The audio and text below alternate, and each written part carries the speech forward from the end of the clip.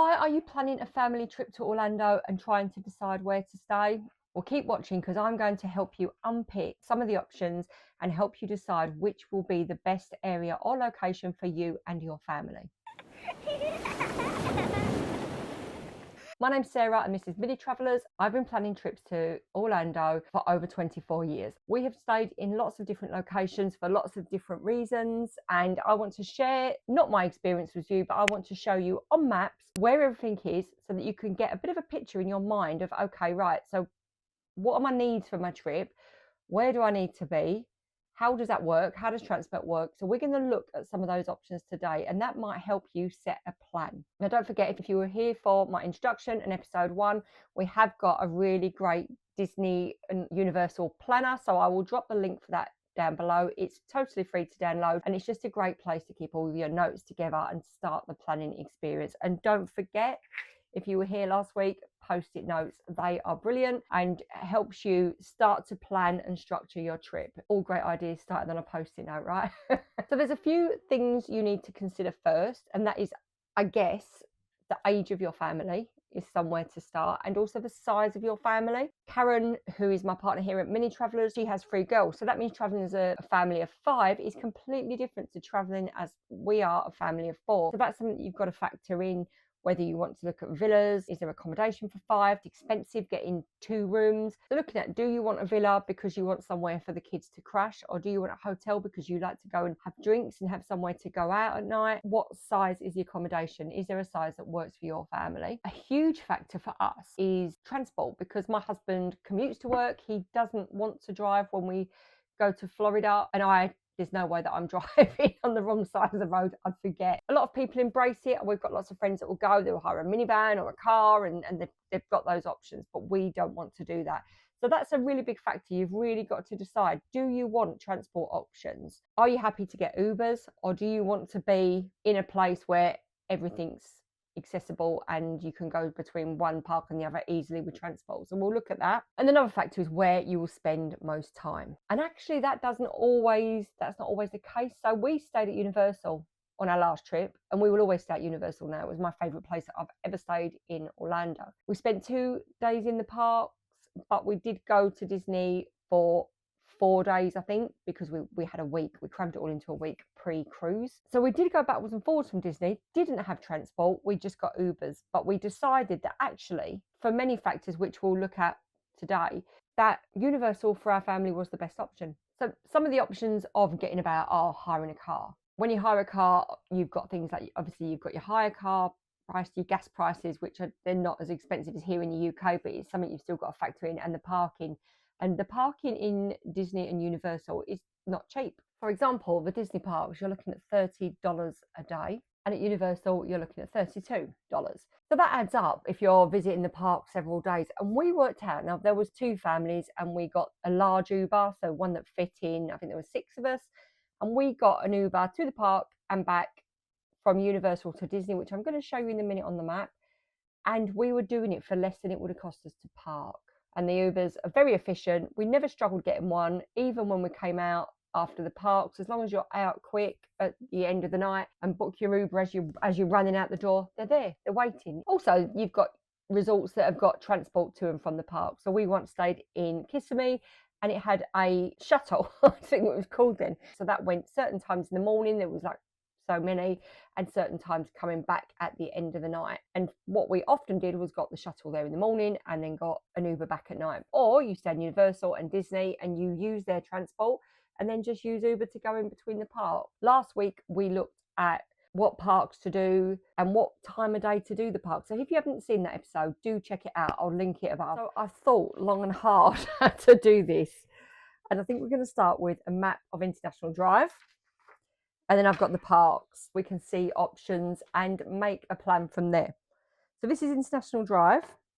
And we've got a few things here that are really important. So we've got Universal Studios. We've got Walt Disney Resort, Lake Buena Vista. And then you've got International Drive here.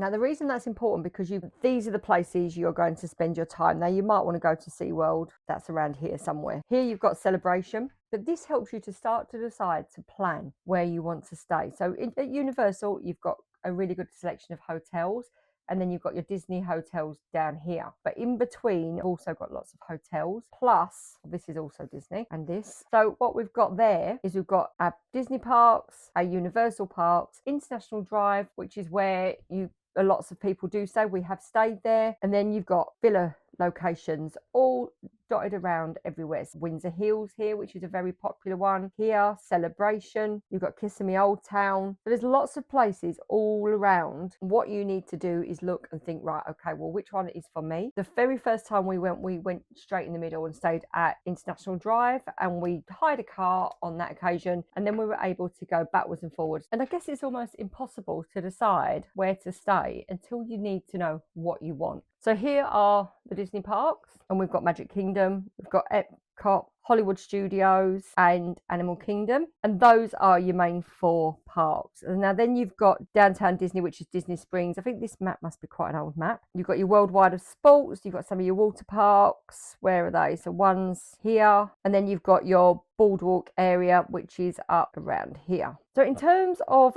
budget, you've got several different budgets of hotels. So most expensive is your Grand Floridian and your Polynesian Resort, and then you've got your Contemporary, and this is your Disney Wilderness Lodge. You've got your Swan and Dolphin, which are partner hotels, and there is a new hotel here somewhere as well. You've got your Animal Kingdom, and these are all going to be your most expensive hotels. You've got your Disney Boardwalk and you've got your Disney Yacht Club Hotel, which are around here again. So those are all the top end of the budget hotels, and if you want to splurge, they're the ones you're going to book. And then you've got some that are more budget friendly. You've got your Port Orleans hotels. Saratoga Springs is a vacation resort. Now that isn't one of the budget options, but that is a really great one because it's near to downtown or Disney Springs area. You've got your Caribbean Beach Resort, and then out here you have got your All-Star Resorts. It's a great budget hotel if you want to stay on Disney on a budget, but be prepared that the walls are dead thin. The beauty of staying in Disney is you've got transport options. So if you're staying up in any of these hotels here, you've got a monorail, and that is going to take you in a loop, and it's going to take you around all of these hotels. So if you're going to go to the Magic Kingdom Park, you just jump on the monorail loop, and there is a transport and ticket station around here, and then you can get buses elsewhere. So there's a bus network that covers the whole of Disney.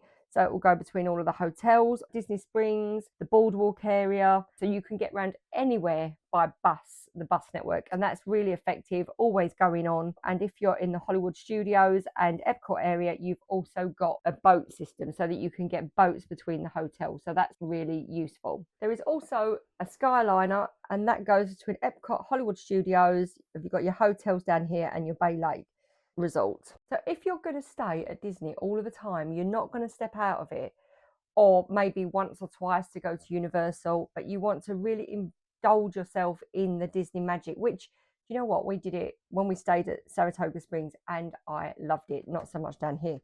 And what we were able to do is just jump on and off the transports. So you don't need anything else. It's all there laid on for you. It's all included. So that's the Disney parks. Now, if you want to stay and you want a bit of the Disney magic, but you don't want to pay the cost, or you want something better than the All-Star Resorts, you can stay on the outskirts of Disney Springs. So here's your Disney Springs. A lot of these will also have their own shuttles to and from the park. And these are some of the options near Disney Springs. So you've got your Hilton, your Orlando Lake Buena Vista, you've got your Holiday Inn, you've got a Wyndham, Doubletree, you've got another Hilton here. So you've got lots of options there that you can get to Disney. And if you can get to Disney Springs, you can get anywhere. So it's a really easy resort. And as I say, you've got a Hilton there. There is one of the Hiltons just a little bit further out, has a whole network of lazy rivers, so that's a really great hotel if you want a bit of downtime. And then lastly, we have got Universal. You've got Universal and Islands of Adventure. Obviously you've got the new park as well, and they've got hotels, but this is the immediate Universal area. Epic Universe is up here.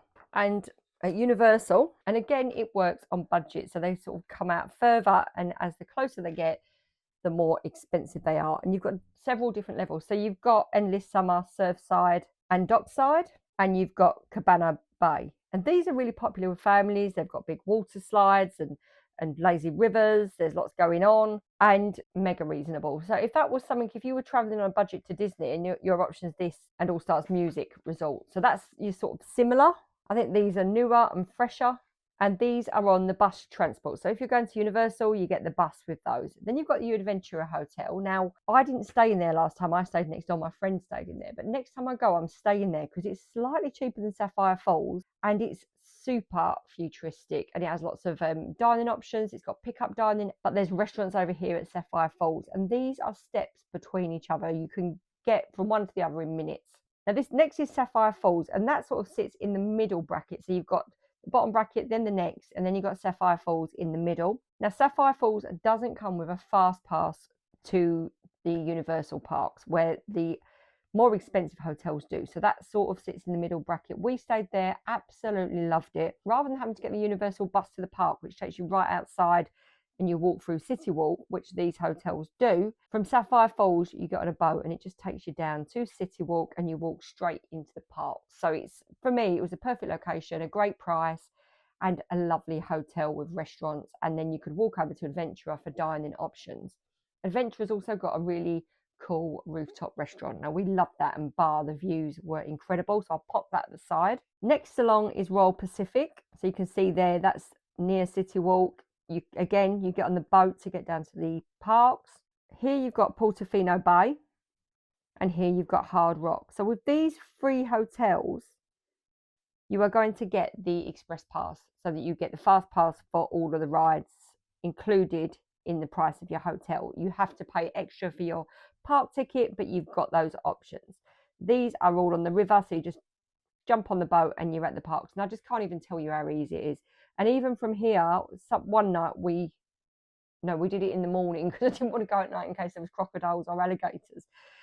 I don't know if there are, but I wasn't taking the risk. If you're staying here, you can walk along, and even at Adventure, you can walk along the river and have an early morning walk. And we sometimes did that and grabbed some breakfast in City Walk. So that's your results. You've got this area, which is your Disney area. You've got your Universal area. You've got the International Drive in between, which is naturally going to be just much more affordable. And then when you start to go on the outskirt areas, I'm not sure up here, but definitely round Celebration, round here, all round here, there are villa resorts. And I know that some Four Corners and Windsor are very popular resorts. So if you want your villa, then that's a really good option. There is so much to think about, isn't there? It just depends on where you want to stay and what parks are your priorities. Like I say, for me, I liked the fact that Universal gave me the quality of the hotel, the quality of the restaurants, and Disney, when we stayed at Disney, did as well when our kids were younger. I think maybe the difference for us this time was that our kids are older and that made it easier for us. But then we had friends that stayed with boys that were all a bit younger, and they stayed at Cabana Bay and loved the pools and the water slides. And so it genuinely just depends on your family. But what I was hoping to achieve in this episode, which I hope I have, is giving you a bit of an overall look at it, thinking, right, okay, well, I know that these are parks are important to me, so this is the location I want to be. Look at where you want to visit and think, right, okay, well, what is going to work for us? And if you've got a bigger family, then some of those decisions are taken out of your hand unless you want to get a bigger room. Some hotels do have rooms for bigger families, but I think they're at the all-star resorts. There's a bigger suite area, and then at the Disney Vacation resorts, they have got 2-bedroom and 1-bedroom accommodation. That comes at a price, but it's gorgeous. Please, any comments and questions below. As I say, I am not a Disney full all-out expert. I'm just a mum that loves planning Disney and trying to take the overwhelm out of it. And next episode we'll be talking about budgets, and I'll be telling you how we did our Disney travels on a budget, how we saved on tickets, how we saved on our hotels and flight. And thanks for watching.